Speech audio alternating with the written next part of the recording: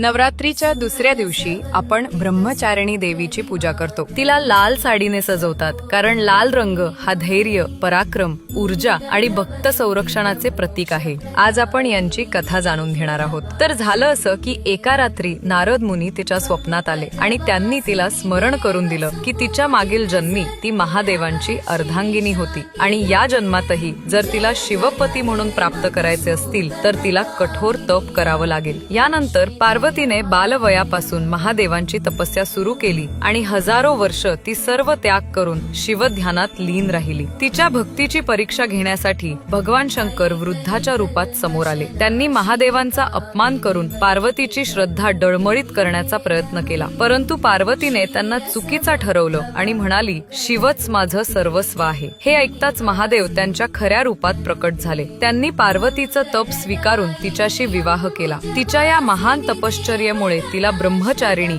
हे नाव प्राप्त झालं। हातात कमंडल आणि जपमाळ घेऊन ती आत्मनियंत्रण आणि अखंड भक्तीचं अद्वितीय प्रतीक आहे।